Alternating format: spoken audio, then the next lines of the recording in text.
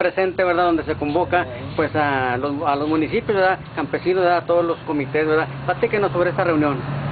Bueno, esta reunión viene a visitarnos aquí el senador Jiménez Cota, ¿verdad?